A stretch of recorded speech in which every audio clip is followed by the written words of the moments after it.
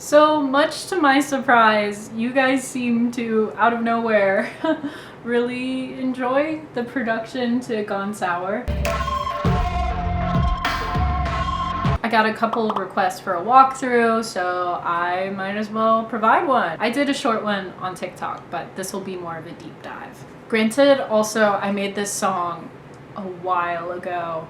You can see I originally called the project Harpy Lady. I couldn't tell you why.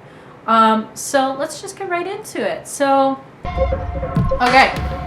So, what is that? If we take a look, we can see it's built up of a couple layers. We have this metally sound, which I believe I processed by playing. It's frozen and printed now, but I think before I was playing with the transients and adjusting this value. I have a bass, just a stock Ableton bass. And then everybody wants to hear about the weird melody. And I can tell you exactly what that is, because in this era, I did not rename my files. I mean, I did. It looks like I called this Sick Metal, but we can see it came from Cymatics Omega extension thing. So let's go ahead and look that up. Yes, okay. So I took this sound right here, right? And I believe the way that I processed it, definitely some distortion. My best guess is that I used Devil Lock by Sound Toys. I also went ahead and used a delay. Based on the way that it's ping-ponging and my absolute overuse of this preset, I feel like I used some Ethereal Canyon or just a typical ping-pong delay. And then I also pitched up and down the sample to fit my melody. So basically just a lot of resampling of something that's very simple. That's one of my favorite things to do, is to take something that shouldn't be a melody and try and make it into a melody. And then beyond that, we got some drums, and then also this choir, which I automated to open up with a filter, and then also some reverb behind it. Another thing I really want to talk about, and this was like, this was the first time I've done this technique, but I feel like I do it way too much on my current discography. You'll also notice that I have a lot of tracks deactivated. That's because a lot of times when I'm producing, I'm always asking myself, is this really necessary, or is it just there because I think it's cool or I put a lot of effort into creating this sound? It's very important to kill your darlings and always work in the service of the song. So a lot of times I'm just testing things by pressing 0 and seeing if it actually needs to be there. So the way I create this really weird ending, you'll see this is like the absolute most insane audio file. It's pretty messy. What I did was I just had fun obliterating the master fader with distortion,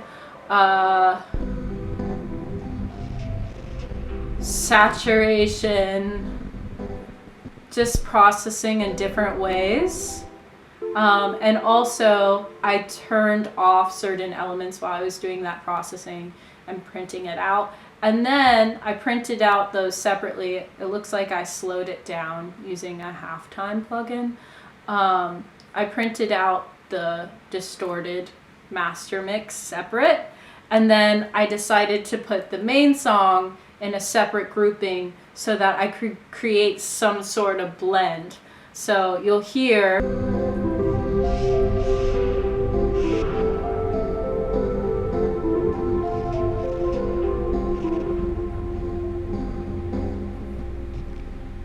I have the nasty version kind of come in more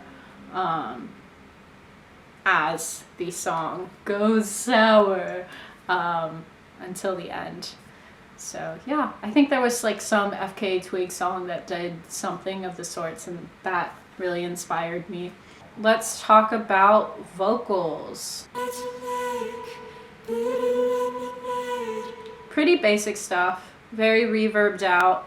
I have ones going to the right and to the left to create a very spacious feel.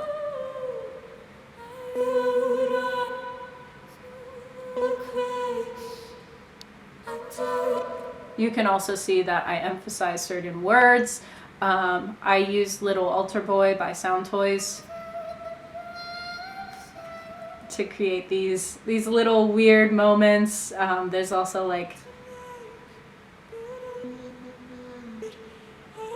just a lot of layering of different types of vocals to create this atmosphere. And then blending that with essentially a pretty dry vocal.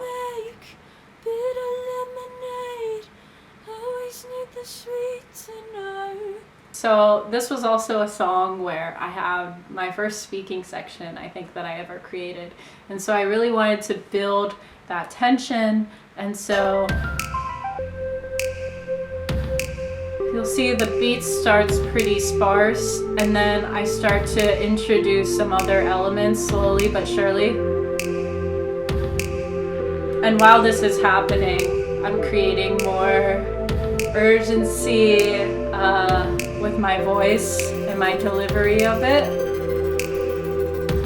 until we finally get to that hallowed dissolution. It's coming. It's coming. Ooh, you forget your name. Yeah. And then from there, it just kind of dissolves into madness. But anyway, yeah. I mean, pretty short and sweet, but I hope you might have learned something from that. Let me know if there's any other songs you'd like me to break down. I'm always happy to show behind the scenes, because this is how I learned how to make music, was watching other people. So it's really is an honor that I don't know, that people would want to learn stuff from my music. So very cool. And yeah, I got to perform this song on stage in New York for the first time this week, which was really awesome. And that's all because TikTok blew up this song because I made a joke about looking like Lava Girl, and then there was a whole controversy. Anyway, long story short, I performed on stage with a bloody lemon. But yeah, thank you so much for watching. Comment if you think of anything else. Likes and subscribes are appreciated, and yeah, see you later. Keep creating.